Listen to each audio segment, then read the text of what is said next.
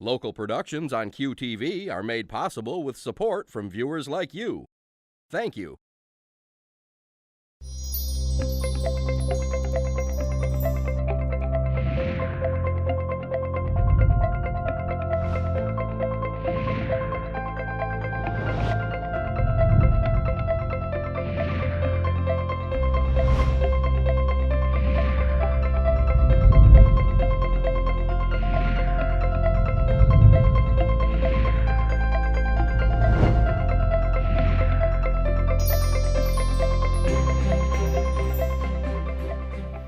Hello everyone. Welcome to Junia Doan's The Spark. I'm Junia Doan and thank you for joining us. My guest today is Gwen Malone, owner of the Lil Pear Tree, a floral and gift shop located in downtown Midland, Michigan, and the creator of Midland County Pit Stop, a pet rescue facility. Welcome, Gwen. How did you come up with this wonderful idea? Well, I've been involved in rescue for about 5 or 6 years. I do a lot of stray work is kind of where a lot of it started, kind of accidentally. We were looking for one dog, and none of us knew each other, so we got together on Facebook, and that's now like a group of over 5,000. But with the entrepreneurial mentoring of my mom, of course, I have my own ideals, and there's ways I like to do things, and I'm my own boss all day long. So, I'd always thought of doing something, and probably what really cinched it for me was the flood in 2017. There were people that were displaced because of it, and animals displaced. Animals sometimes left places or left in the home, and we couldn't get back. They couldn't go back to get them. A lot of things like that were happening. I didn't hear of any animals that were lost because of it, but to hear people going back to their flooded home to get an animal, pretty dangerous. So I remember calling animal control and saying, well, what can I do to be Team B? I understand Team A is for people. I get that. I want to be Team B. I want to come in for the animals. So it kind of went to the wayside a little bit, but I had a dog at my store. I had placed another dog. I took 2 cats. I helped a family get them out of the trailer out at Alpine. She ended up surrendering them because she couldn't have them in the new place. So I just saw that there was that need, that what do we do in an emergency, which began to prompt me not only so much about a weather emergency, how about a personal emergency, be it eviction, unemployment, illness, death, even deployment, not an emergency, but somebody that's going to be deployed. Should they have to get rid of their pet because they're going to go and protect us? I don't think they should, so didn't exist. So what does exist by way of help for lost or surrendered animals at this point in Midland besides Pit Stop? Well, the group that I have on Facebook is called Lost Pets in Midland, Michigan, Midland MI. That's the group with over 5,000 in it. And that's in our area? Or yeah, and it is a lot of idea. Members from surrounding counties as well. I do make people read the group description before I'll let them in, because we play nice. We're nice to each other. We're not mean. We don't cuss. There's kids on there. I want to keep it friendly. I want to keep it positive. So if it's turning negative, I sometimes have to remove it or shut off commenting. And if I have to talk to someone, I always do it privately. I'm not about embarrassing people. Yes. I'm about being their friend, and hey, we can work together to do this. So. So as I said, that's kind of where a lot of it started for me so heavily. I've always had interest in, if I saw a stray, I would stop, hurt animal. Always wanted to do something, get that animal home. Not always easy. Oftentimes took it to the shelter. Still do that. That's still where the strays go. I don't have a facility as of yet. So, which when we do, we will take strays. We will take surrenders. But animals that will come in that need help, I won't have to tell people no. So if someone's evicted, Sunday we took in an eviction, or actually it was 2 evictions, both going someplace else to live, couldn't take the animals. So we took a cat midday, and Foster came and picked the cat up, and he actually saw the cat today. So that's always nice when they come back. They have to make contact with us at least once a week. Oh, that's a wonderful idea. Well, it keeps them engaged with their Yes. pet, and it shows us the interest is still there. So that's really important. And if you hadn't started this, what happens now to people who cannot take care of their pets? What are their options? And those do still happen, and they will continue to happen, because until we have more people stepping up to foster and help, if I didn't have a place, and I would probably have to take my dogs to the shelter and surrender them, and they would be adopted out. Because there's not really a place unless you can find family or friends. But that was initially the first thing I had heard. Someone let me know about 2 dogs that were outside. It was in the summer. No shelter, no food, no water. This was probably 3 years ago. And I remember leaving a message for animal control, and I said, can you just do a well check on these dogs? I don't know what the situation is, but someone has called me concerned. And he called me back, and he said, well, the guy's been incarcerated, and they're at his mom's house. She doesn't really want them. That was key right there. That these animals so many times are going to people who didn't really want them, clearly didn't love them like the owner, and you don't expect that. I'll tell that to my dogs all the time. I love you, but I still don't want to hear you bark. Yeah. The people aren't going to love your pet like you do. Yes. But I will say fosters, they know what they're getting into. Right. They know they're stepping up for somebody to care and love that animal while their owner's gone. So I just found that was the very first situation that I was like, there's such a need for this, but I don't know what to do to get there. So I began all of the processes. I actually mailed my nonprofit paperwork, my 1023 form, a year ago yesterday. Oh, congratulations. So we were approved last June, which was pretty exciting. I did everything by myself. I did all of the filings alone, the business plan, the bylaws, you name it. I did it. It's a good thing you have the background you do. Well, I don't know that background mattered. I learned. Well, how would you even know what to file for, or that you had to file? A lot of homework. I did a lot of research. To walk through it. I did all the supporting documentation, because the 1023 form tells you what you need for your supporting documents, and you send a pretty hefty stack of paperwork to the IRS. Along with a nice fee, which I raised in a tiny little bank on the counter at my store. It's a little dog that eats out of a bowl, and kids love, obviously, to put coins in because it would eat the coins. And that was how I collected the $850 fee. If someone comes to you now and that it's going to be deployed or is going to have to go to prison or something like that, they know the time frame, right? Mm-hmm. Generally. Are you allowing for that 1 or 2 year time frame? That's expensive. Longest we've had is 10 months, and it is still ongoing. That one took place in June. They're case by case. The other thing we do require of these people, it is still their pet. They are financially responsible for that animal. So they help with the food costs or vet costs, or? They are expected to pay it in full. Now, they obviously can't pay it right now. So if someone has lost their job and they're evicted, 2 weeks ago, that was the case with 2 dogs we took in, and we actually got the female in immediately for a spay. We pulled 2 of our animals that were going to be spayed and put her in.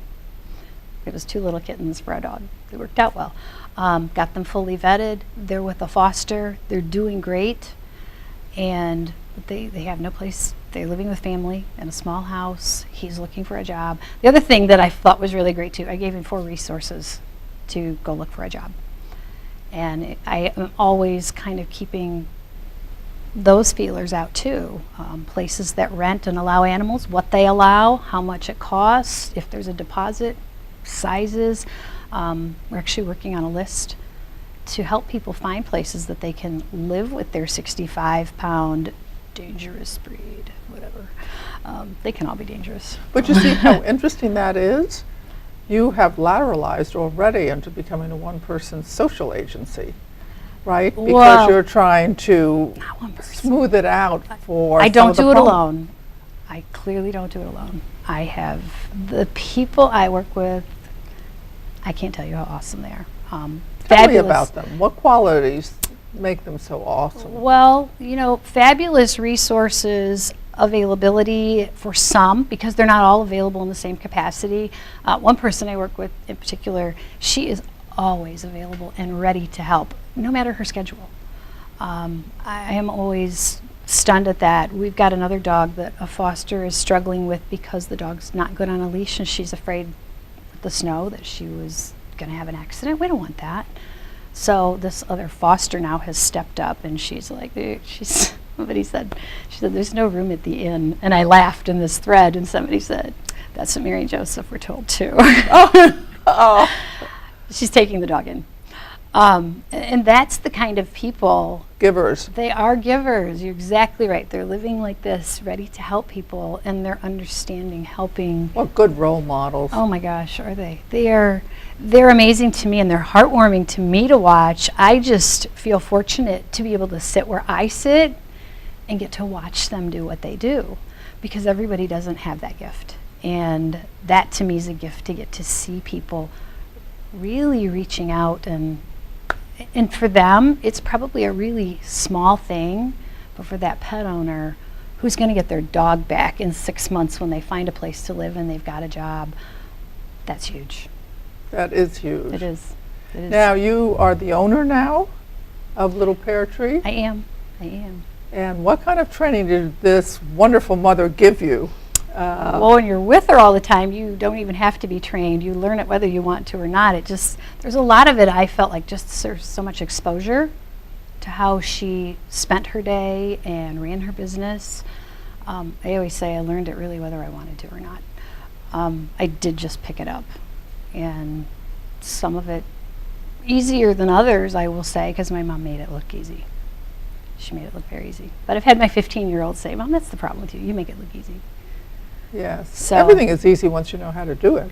Even then, I don't know. There's some days I'm like, oh my. Oh no, that's just, wavelength in life. Right. I do agree. But she was a wonderful teacher. Because I'm the youngest of 4, I was with her a lot. My sisters, when they're in junior high and high school, they're off doing stuff, and I'm in elementary school. So even, I had a little TV at the store. I would sit on the floor and watch TV, and didn't have anybody at home. What did she give priority to when she was doing her business? Well, I did used to call the store my bratty little sister. So the store really took a lot. Yes. It did, and I know that. But I don't fault her for it either, because I was there and I could be there. There were things of mine that she missed, but again, I don't go to that, and I'm not bitter about it. I'm not angry. I didn't feel slighted because of it. Never did I feel slighted. School activities to me, I did well in school, and I was in some things. And, if she was doing something, I knew she had responsibilities. And there were other people she was working with too, so. I would guess one of the things you learned was applicability, that you apply yourself. Oh, definitely, definitely. To what's in front of you and to the goal. Yes. And then you follow it through regardless whether you're sick or not so Pretty much. good mood, and you keep as well as you You can. gotta keep mood out of that picture, because that can't matter. Right. But isn't that a wonderful thing to learn early on? It is. And I imagine something to do with finance. You can't run at a loss. No. And how to sell. That's a lot. That's a lot of managerial skills. It is. But again, I watched her. I think she did it better than I do. I will say that, honestly. Do you think times were different and therefore it called for different things? Oh my goodness, yes. Are you kidding me? My mom started a business with $10,000 and really nothing else, and a space to rent. That's really all she started with. And she had just worked at another store, and they were going out of business, and she said, I want to do this, and she did it. And that was my mom, though. That's how she operated. That she would just jump right in. And that's, I came back here in 1999 to take over the business, not knowing 7 short years later my mom would be diagnosed with cancer. Oh, and then it became mine when she passed. But I had been there off and on my whole life. If I lived in Midland, I worked there. So I knew it. I know it well. I still know it well, even though it's changed. There's been some big changes, but it's still at the drop of a hat. I can answer a question. But I do learn every day, too. That's pretty amazing, too. There's always something to learn. Always. What a testament to you. But what I really hear is your mother inspired you. She started the store, you're starting this for dogs, right? Just do it. You know, find out what you need to do and learn along the way and get it done. Definitely. That's a wonderful attitude. Yeah. Strength. Definitely. She was definitely a very strong woman. And I am, I don't know if I'm strong, I'm bullheaded. Do they equate to the same? Sometimes they do, because I do just want to forge ahead. And I was reading that you came up with this petal flower jewelry. Well, What? I didn't come up with it. I cannot Okay, take well, that tell us a little credit. bit about that. Well, we do freeze dry, which is a type of Yes. floral preservation. It retains about 80% of the color of flowers. And when I went to Phoenix to train a little over 3 years ago to learn how to do that, they did this jewelry. And I saw this bracelet. I meant to wear it, and I walked off without it. It is my inspirational piece, because it's not that the flowers in it are meaningful. The bracelet itself is meaningful. It's why we do the jewelry. And so the jewelry, I brought a piece for you. Oh, And this, necessary. but I wanted to. When I wanted to show it to you, and I'm like, I'm just going to take her a piece. So this bead is made out of red long stem roses.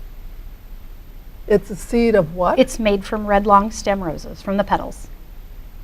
I'm curious, how did you do that? well, It you know, looks I like can't a tell you sort that. of a burgundy acorn. I can't tell you that part. Oh, you can't tell? I can't. It is a trade secret, but all of the fittings are at least 0.925 sterling silver. It's How a interesting. really great way to have a keepsake that's functional. Yes. Some people don't want to share a keepsake. Some do. You can, obviously. But if you've just got a pretty necklace on, oh, what a beautiful pin you have on, and maybe that really means something to you, Yes. you may opt to share it. You might not be able to share it, because we do a lot of sympathy. We do bridal. Sympathy especially can Tell be... me about that. I have no idea that that would be something. Just talk a little bit about that. Well, people oftentimes want to keep something from the funeral, and flowers, whether you freeze dry or whether you do jewelry. We do a rosary too, and the rosary is stunning. Oh my gosh, it's stunning. Interesting. But we generally do 2, maybe 3 colors of flowers. And you bring those flowers in, and we can turn it into jewelry. We can freeze dry it. Freeze dry, we need them as soon as we can have them, and they should be hydrated. But there's, like, on our website, lilpeartree.com, you can see pictures. We have pricing, our contract, and everything is on there. Everything is an open book.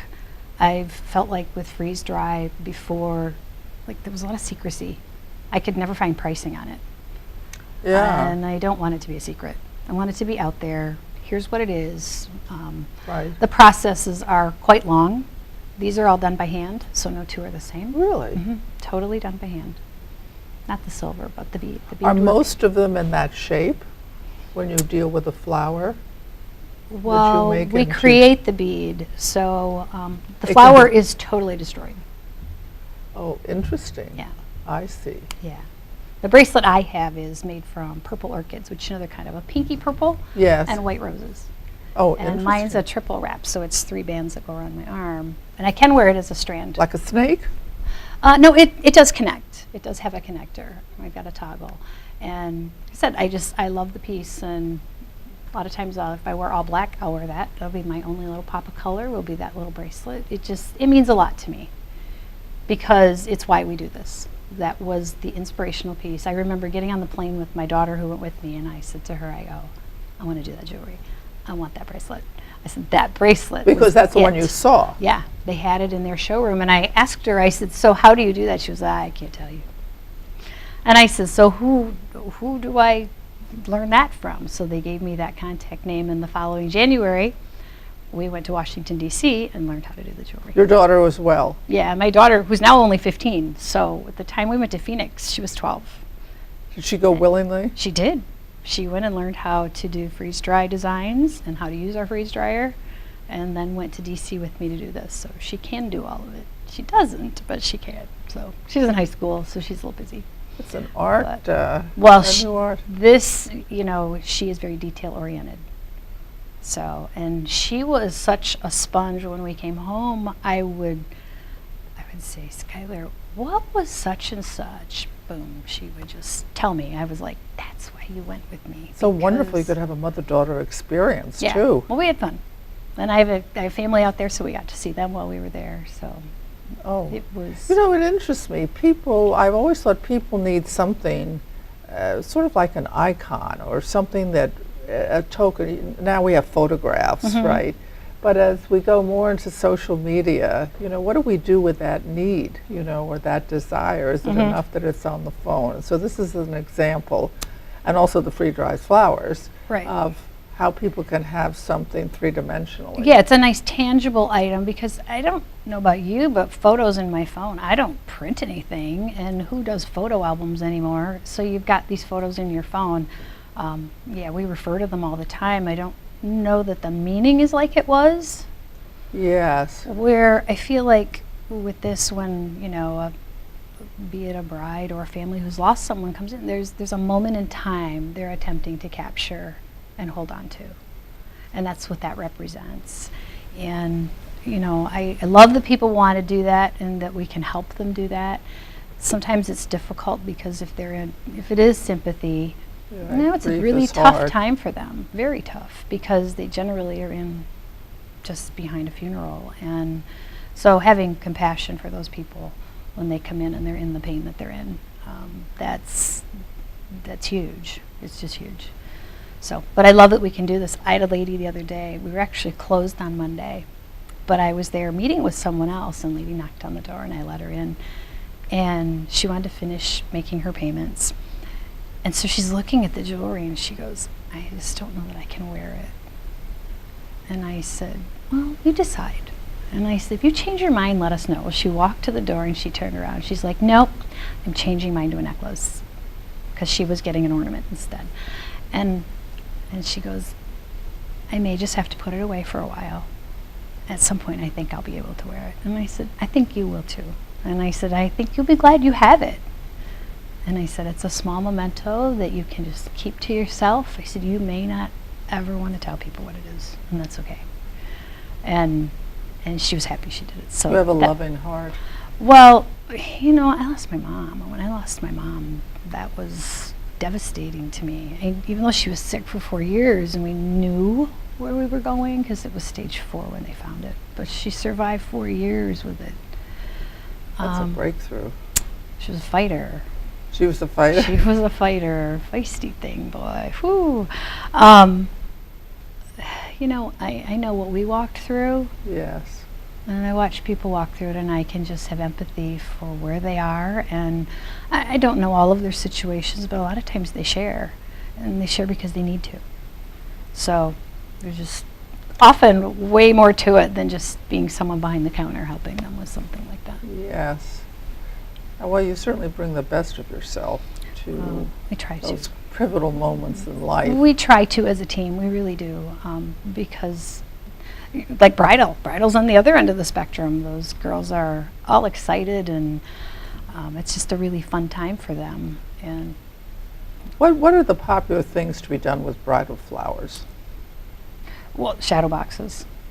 They do a lot of shadow boxes. What's a shadow box? Shadow box is a deep frame, and actually what we do is when the bouquet comes in, usually on Monday morning from a wedding, we actually take it apart, totally take it apart. There's a chemical process done on all the flowers.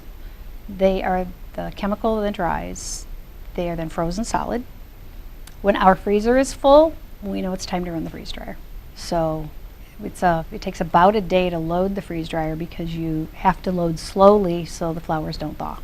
Oh, So if your flowers thaw, have you ever frozen flowers before? never. Yeah, no, they're not real pretty. They turn brown, they get mushy and gross. So when they're in our freezer, we will load a tray and get it in the freeze dryer and shut the door, and we have to wait about 30 minutes before the next tray can go in. And so if you're with customers or the phone's ringing or you're doing something else, sometimes it does take a little longer. It's sometimes a day, day and a half, but it's about a 14-day process to actually freeze dry them. What do they end up looking like? Like I said, it retains about 80% of the color. So there's good And color 100% retention. of the form?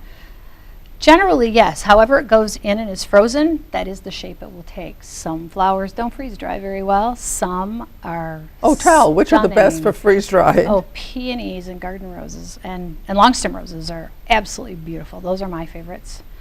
Hydrangea is beautiful, but it's very crumbly, and there's such thin flowers that there's generally a lot of it, though. So if we do get some crumbling, we can, add extra, and we do keep a little bit extra around because of the damage that can cause. But daisies don't do well.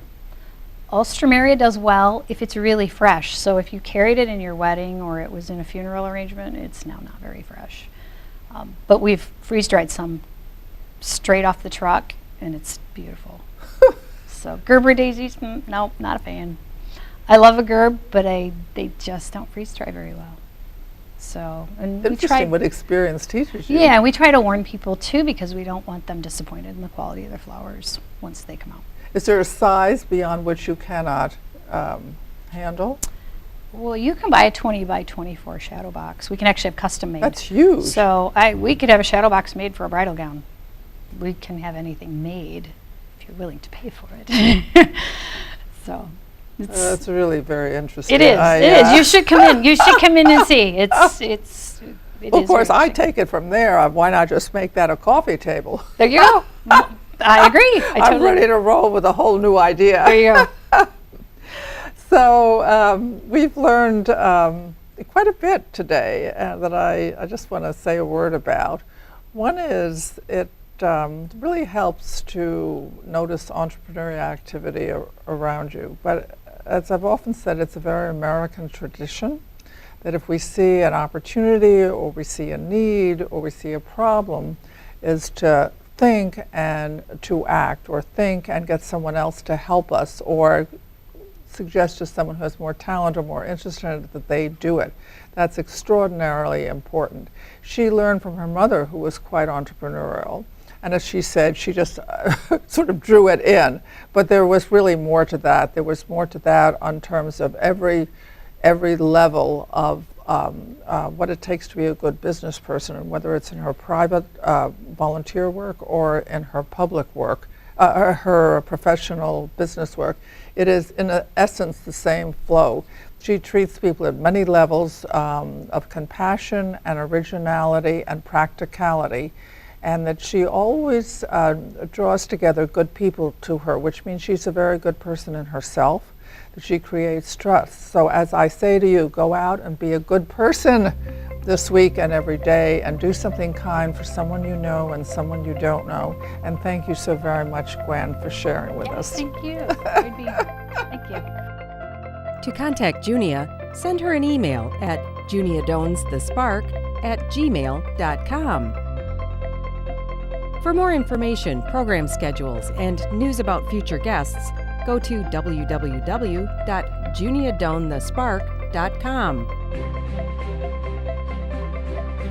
Thank you for joining us. See you next time on Junia Doan's The Spark.